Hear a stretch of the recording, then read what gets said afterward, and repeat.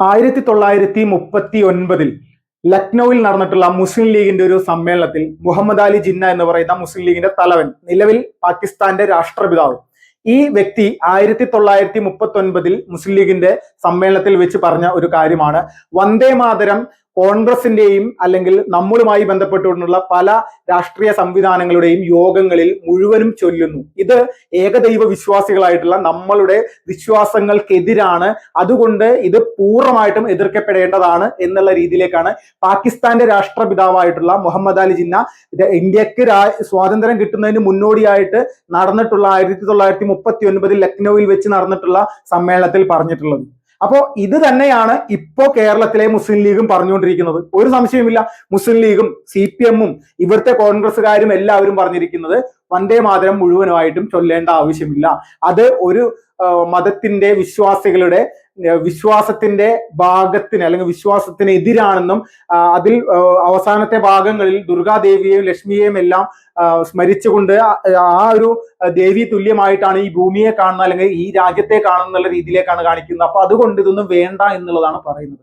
പക്ഷെ India government കൃത്യമായിട്ട് ഇതിലൊരു നടപടി സ്വീകരിച്ചിട്ടുണ്ട്. കഴിഞ്ഞ ദിവസം വന്ദേ മാതരവുമായി ബന്ധപ്പെട്ടുള്ള ബില്ല് പുറത്തു വന്നിട്ടുണ്ട്. വന്ദേ മാതരം ചൊല്ലുന്ന സമയത്ത് അത് വന്ദേ മാതരത്തെ അപമാനിക്കുന്ന തരത്തിലേക്കുള്ള പ്രസ്താവനകൾ വരിക, അതിൽ അലങ്കോലപ്പെടുത്തുക, ഇതുപോലുള്ള കലാപരിപാടികൾ ആരെങ്കിലും നടത്തി കഴിഞ്ഞാൽ അവർക്ക് 3 വർഷം വരെ തടവ് ലഭിക്കാവുന്ന തരത്തിലേക്കുള്ള ശിക്ഷയാണ് ഇപ്പോൾ സെറ്റ് ചെയ്തിരിക്കുക. അപ്പൊ നമ്മൾ മനസ്സിലാക്കുക, ഇന്ത്യ മഹാരാജ്യത്ത് ഈ വന്ദേ മാതരത്തെ എതിർക്കുന്ന ആളുകൾ ഇപ്പോ മാത്രമല്ല, ഈ 2026 മാത്രമല്ല, 1939 മുഹമ്മദ് അലി ജിന്ന എന്ന് പറയുന്ന പാകിസ്ഥാന്റെ രാഷ്ട്രപിതാവായിട്ടുള്ള വ്യക്തി പോലും ഈ സംഭവത്തെ പറ്റിയിട്ട് അവരുടെ സമ്മേളനത്തിൽ പറഞ്ഞിട്ടുണ്ട്. അപ്പൊ നമ്മൾ മനസ്സിലാക്കണം, അന്ന് മുതലേ ഇവരുടെ തലയിൽ എന്താണ്, അവർ രാജ്യം വെട്ടിമുറിച്ച് പാകിസ്ഥാൻ എന്ന് പറയുന്ന സംവിധാനം ഉണ്ടാക്കി പോയി എന്നുള്ളത് ഒരു യാഥാർത്ഥ്യമാണെങ്കിൽ പോലും ആ ആശയം പേറുന്ന പലരും ഇന്നും വന്ദേ മാതരത്തെ എതിർക്കുന്നു നമ്മുടെ ഈ ഒരു 2026 എന്നുള്ളതാണ് ഒരു യാഥാർത്ഥ്യം. ഇത് തന്നെയാണ് നമ്മൾ മനസ്സിലാക്കേണ്ടത്. നമ്മൾ മതേതരത്വം എന്ന് പറയുമ്പോൾ അതിനൊരു പൂർണ്ണമായിട്ടുള്ള സത്യവും വ്യക്തതയും ഉണ്ടാകണം. സെലക്റ്റീവ് ആയിട്ടുള്ള വിഷയങ്ങളിൽ ഈ രീതിയിൽ കാണുന്നത് ഒരു കാരണവശാലും അംഗീകരിക്കപ്പെടേണ്ടതല്ല. നമ്മുടെ രാജ്യത്തെ സംബന്ധിച്ച് രാജ്യത്തിന്റെ ഐക്യവും അല്ലെങ്കിൽ ഒരു കാലഘട്ടത്തിൽ ഇവിടെ നമ്മുടെ രാജ്യം നേരിട്ട അധിനിവേശ ശക്തികൾക്കെതിരെയുള്ള വലിയ രീതിയിൽ നമ്മുടെ രാജ്യത്തെ മതത്തിനുപരിയായിട്ട് ഹിന്ദുവിനെയും മുസ്ലിമിനെയും മറ്റ് ക്രിസ്ത്യാനികളെയും സിഖുകാരെയും പാഴ്സികളെയും എല്ലാവരെയും ഒരേ ഒരു ചങ്ങലയിൽ കോർത്തിണക്കിക്കൊണ്ട് പോയിരുന്ന ഒരു ഗാനമാണ് വന്ദേ മാതരം. അപ്പോൾ ആ വന്ദേ മാതരത്തെ എതിർക്കുന്നവരെ നമ്മൾ ഏത് തരത്തിലേക്കാണ് കാണേണ്ടതെന്നുള്ളത് നമ്മൾ മനസ്സിലാക്കുക. ഇത് ഒരു രീതിയിൽ വീര സവർക്കറിനെ എതിർക്കുന്നത് പോലെ ഒരു പ്രൊപ്പഗണ്ട സൃഷ്ടിച്ചെടുക്കാൻ വേണ്ടിയിട്ടാണ് നമ്മുടെ രാജ്യത്ത് ഇതുപോലെയുള്ള ആളുകൾ ശ്രമിക്കുന്നത്. ഇന്ത്യ മഹാരാജ്യം എന്നുള്ളത് ആരുടെയും കുത്തകയല്ല, തന്തയുടെ വകയല്ല എന്ന് എഴുതി വെക്കുന്ന ആളുകൾ മനസ്സിലാക്കുക. ഇന്ത്യ മഹാരാജ്യത്ത് നിന്നുകൊണ്ട് പല തന്തക്ക് പിറന്ന കലാപരിപാടികൾ നടത്തിയിട്ടുള്ള ഈ മുഹമ്മദ് അലി ജിന്നയെല്ലാം പറയുന്ന അതേ കാര്യം തന്നെയായിരുന്നു, അയാൾ പറഞ്ഞിട്ടുള്ള അതേ കാര്യം തന്നെയാണ് ഇപ്പോഴും ഇവിടെ പറയപ്പെടുന്നത്, ഈ കേരളത്തിൽ പറയപ്പെടുന്നത്. നമ്മൾ മനസ്സിലാക്കണം. അപ്പോൾ ഇതിൽ നിന്ന് നമ്മൾ ഇന്ത്യ മഹാരാജ്യത്ത് ഇന്ന് ഭരിച്ചുകൊണ്ടിരിക്കുന്ന ഗവൺമെന്റ് ചെയ്തുകൊണ്ടിരിക്കുന്ന പല പ്രവൃത്തികളിൽ നിന്നും നമ്മൾക്ക് വ്യക്തമായിട്ട് മനസ്സിലാക്കാൻ പറ്റുന്നത്, ഇന്ത്യ ഇവിടെ ഒരു വലിയ രീതിയിലുള്ള പ്രതിസന്ധികൾ 2004-നും 2014-നും ഇടയിൽ അനുഭവിച്ചിരുന്നു. ആ പ്രതിസന്ധി എന്തായിരുന്നു എന്ന് പരിശോധിച്ചു കഴിഞ്ഞാൽ, UPA എന്ന് പറയുന്ന കോൺഗ്രസിന്റെ നേതൃത്വത്തിൽ ഉള്ള ഒരു മുന്നണി, ഈ മുന്നണിയുടെ അടിസ്ഥാനത്തിൽ രാജ്യത്ത് പല പ്രദേശങ്ങളിലും പ്രാദേശികമായിട്ടും ദേശീയ തലത്തിലും എല്ലാം പ്രവർത്തിക്കുന്ന പല രാഷ്ട്രീയ പാർട്ടികളും BJP ഒഴികെയുള്ള പല രാഷ്ട്രീയ പാർട്ടികളും ഈ ഒരു സഖ്യത്തിനൊപ്പമായിരുന്നു. ഈ സഖ്യം ഇങ്ങനെ മുന്നോട്ട് പോയിക്കൊണ്ടിരിക്കുന്ന സമയത്ത് ഇവിടെ നിഷ്പ്രയാസം രാജ്യവിരുദ്ധ ശക്തികൾക്ക് പലതരത്തിലുമുള്ള പ്രശ്നങ്ങളും സൃഷ്ടിക്കാനായിട്ട് സാധിക്കുമായിരുന്നു. ഇപ്പൊ വന്ദേ മാതരത്തെ എതിർത്തുകൊണ്ട് ജമ്മു കാശ്മീരിൽ അല്ലെങ്കിൽ ഇന്ത്യയുടെ പതാക അവിടെ ഉയർത്താൻ പോലും സാധിക്കില്ല എന്നുള്ള രീതിയിലേക്കുള്ള പല ഘട്ടങ്ങളിലായിട്ട് തീവ്രവാദികളുടെ ഒരുപാട് ഭീഷണികൾ ഉണ്ടായിരുന്നു. ഈ ഭീഷണികളൊന്നും ഇന്ന് ജമ്മു കാശ്മീരിൽ നിലനിൽക്കുന്നില്ല. കാരണം അവർക്കറിയാം, അവിടെ ഏതെങ്കിലും തരത്തിൽ പരസ്യമായിട്ട് ഒരു പ്രതിസന്ധിയോ പ്രശ്നങ്ങളോ ഉണ്ടാക്കി കഴിഞ്ഞാൽ അവിടെ വലിയ രീതിയിലുള്ള തിരിച്ചടികൾ അവർക്ക് നേരിടേണ്ടി വരും എന്നുള്ളത്. ജമ്മു കാശ്മീരിനെ സംബന്ധിച്ച് നമ്മളൊന്ന് ആലോചിച്ച് നോക്കും.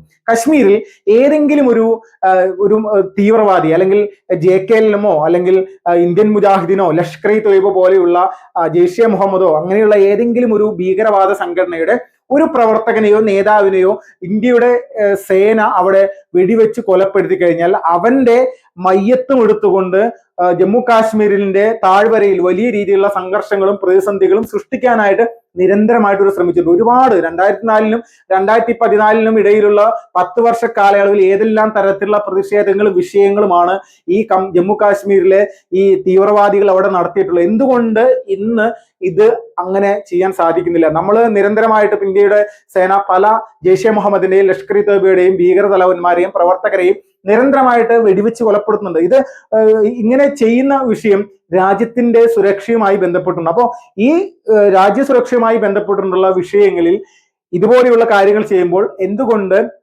അവിടുത്തെ മതമൗലിക തീവ്രവാദികൾ ഈ മയ്യത്തും എടുത്തുകൊണ്ട് പൊതുവേദിയിലേക്ക് അവർക്ക് വരാൻ സാധിക്കില്ല? വരുന്നത് മാത്രമേ ഓർമ്മയുണ്ടാവുള്ളൂ. ആ രീതിയിലാണ് തിരിച്ചടികൾ അവരവിടെ നേരിട്ടുകൊണ്ടേയിരിക്കുന്നത്. അപ്പോൾ ഇതാണ് ഇന്ത്യ എന്ന് പറയുന്ന രാജ്യത്തെ സംബന്ധിച്ച് ഇവിടെ വലിയ രീതിയിലുള്ള പ്രശ്നങ്ങൾ സൃഷ്ടിക്കാനായിട്ട് ഇവിടെ ആര് ശ്രമിച്ചാലും അതിനെ പ്രതിരോധിക്കാനുള്ള ഒരു ശക്തിയും കരുത്തും അത് പൂർണ്ണമായിട്ടും ഇന്ത്യ ഗവൺമെന്റിന് ഉണ്ടായത് ഇവിടുത്തെ BJP എന്ന് പറയുന്ന ഒരു രാഷ്ട്രീയ പാർട്ടിയിലൂടെയാണ്. BJP ഭരിക്കുന്ന സമയത്ത് ഇന്ത്യയിൽ രാഷ്ട്രത്തിന്റെ സുരക്ഷ അത് പരിപൂർണമായിട്ട് കൊണ്ടുപോകാൻ സാധിക്കും. അവിടെ ഇവിടെയും എന്തെങ്കിലും ചെറിയ പ്രശ്നങ്ങൾക്ക് ഉപരിയായിട്ട് ഭീകരമായിട്ടുള്ള നിരന്തരമായിട്ടുള്ള പ്രതിസന്ധികൾ സൃഷ്ടിക്കാൻ ഇവിടുത്തെ ഈ രാജ്യത്ത് പ്രവർത്തിക്കുന്ന തീവ്രവാദ ശക്തികൾക്ക് സാധിക്കുന്നില്ല എന്നുള്ളതാണ്. രാഷ്ട്രം ഫസ്റ്റ് എന്നുള്ള രീതിയിലേക്ക് നോക്കുമ്പോൾ വലിയ രീതിയിലുള്ള ഒരു സംവിധാനം തന്നെയാണ് ഇവിടെ മുന്നോട്ട് പോയിക്കൊണ്ടിരിക്കുന്നത്. BJP എന്ന് പറയുന്ന രാഷ്ട്രീയ പാർട്ടിക്ക് പ്രധാനമന്ത്രിയായിട്ട് അല്ലെങ്കിൽ അവര് മുന്നോട്ട് വെക്കുന്ന പ്രധാനമന്ത്രിയായിട്ടുള്ള നരേന്ദ്രമോദി അദ്ദേഹത്തിന്റെ കാഴ്ചപ്പാടുകളും അദ്ദേഹം ഈ രാജ്യത്ത് തീവ്രവാദത്തിനെതിരെ നടപ്പിലാക്കിയിട്ടുള്ള പല ഘട്ടങ്ങളിലായിട്ടുള്ള നിലപാടുകൾ ഓരോന്നും നമ്മൾ പരിശോധിച്ചു കഴിഞ്ഞാൽ വ്യക്തമാകും, കൃത്യമായിരിക്കും, ഒരു സംശയവുമില്ല. NIA പോലെയുള്ള ഇവിടുത്തെ നാഷണൽ ഇൻവെസ്റ്റിഗേഷൻ ഏജൻസികൾ അടക്കം തന്നെ അവർക്ക് സ്വതന്ത്രമായിട്ട് രാജ്യത്തെ മുഴുവൻ സംസ്ഥാനങ്ങളിലും ഏത് സമയത്തും ഏത് തീവ്രവാദിയെയും വന്ന് പിടിച്ചു കൊണ്ടുപോകാൻ പറ്റുന്ന തരത്തിലേക്കുള്ള അവകാശങ്ങൾ നൽകിയിരിക്കുന്നു. ലോകത്തിൽ എവിടെയാണെങ്കിലും ഏത് രാജ്യത്തേക്കും സ്വതന്ത്രമായിട്ട് സഞ്ചരിച്ച് തീവ്രവാദ പ്രവർത്തനത്തിന്റെ അടിസ്ഥാനപരമായിട്ടുള്ള രഹസ്യങ്ങൾ ചോർത്താനും അവിടെ നിന്ന് അറസ്റ്റ് ചെയ്യാനും തരത്തിലുള്ള സ്വാതന്ത്ര്യം ഈ NIAക്ക് നൽകിയിട്ടുണ്ട്. അപ്പോൾ ഇതെല്ലാമാണ് യഥാർത്ഥത്തിൽ രാജ്യവുമായി ബന്ധപ്പെട്ടുകൊണ്ട് രാജ്യസുരക്ഷയുമായി ബന്ധപ്പെട്ടുള്ള അടിസ്ഥാനപരമായിട്ടുള്ള കാര്യം. ഇത്രയും കാര്യങ്ങൾ നമ്മുടെ ഗവൺമെന്റ് ഇവിടെ ചെയ്യുന്ന സമയത്ത് ഇവിടെ നിർബന്ധപൂർവം ഒരു തരത്തിലും മതപരമായിട്ടുള്ള പ്രതിസന്ധികളോ പ്രശ്നങ്ങളോ വരാത്ത തരത്തിലേക്കുള്ള വിഷയങ്ങൾ ഉയർത്തിക്കൊണ്ടുവരാൻ വേണ്ടിയിട്ടാണ് പല ആളുകളും ചെയ്യുന്നത്. വന്ദേ മാതരത്തെ പൂർണ്ണമായിട്ടും ഹിന്ദുത്വവൽക്കരിച്ചുകൊണ്ട് ഇത് പൂർണ്ണമായിട്ടും ഒരു ഹിന്ദു രാഷ്ട്രം ഉണ്ടാക്കുന്ന തരത്തിലേക്ക് അവരുടെ അജണ്ടയാണെന്നുള്ള രീതിയിലേക്കൊക്കെയാണ് ഇവർ പറയുന്നത്. RSSഉം സംഘപരിവാർ സംഘടനകളും ഇന്ത്യ മഹാരാജ്യത്ത് ഉണ്ടാകുന്നതിന് മുന്നേ തന്നെ ഈ രാജ്യത്ത് 1870-ലാണ് വന്ദേ മാതരം ഇവിടെ രചിക്കപ്പെടുന്നത്. അപ്പോൾ ഇത് നമ്മൾ മനസ്സിലാക്കണം. അന്ന് മുതലേ വന്ദേ മാതരത്തെ എതിർക്കുന്ന തരത്തിലേക്കുള്ള നിലപാടുകളുമായിട്ട് ഈ മുഹമ്മദ് അലി ജിന്നയെ പോലുള്ള ആളുകൾ ഇവിടെ കലാപരിപാടികൾ അനുഷ്ഠിച്ചു വന്നതാണ്. അത് 47 ആയപ്പോൾ ഇവന്മാര് ഇവിടെ വന്ദേ മാതരത്തെ എതിർത്ത ആളുകൾ രാജ്യത്തെ വെട്ടിമുറിച്ച് കൊണ്ടുപോയി. അത് കഴിഞ്ഞ് നമ്മൾ ഇവിടെ 2026 എത്തി നിൽക്കുമ്പോഴും വന്ദേ മാതരത്തെ പരസ്യമായിട്ട് എതിർക്കുന്ന ആളുകളാണ് ഇവിടെ ഉള്ളത്. അപ്പൊ നമ്മൾ മനസ്സിലാക്കുക, ജാഗ്രത എന്നുള്ളത് പൂർണ്ണമായിട്ടും നമ്മുടെ സാമൂഹ്യ പ്രവർത്തനത്തിൽ അടക്കം ഉണ്ടാകണം. നമ്മുടെ പോലീസുകാരും നിയമപാലകരും എല്ലാവരും പൂർണ്ണമായിട്ടും ഇതുപോലെയുള്ള ആളുകൾ പറയുന്നതിന്റെ അടിസ്ഥാനപരമായിട്ടുള്ള കാര്യം എന്താണെന്ന് കൂടി വ്യക്തമായിട്ട് മനസ്സിലാക്കണമെന്ന് മാത്രമേ ഈ ഒരു സമയത്ത് പറയുന്നുള്ളൂ. വന്ദേ മാതരം.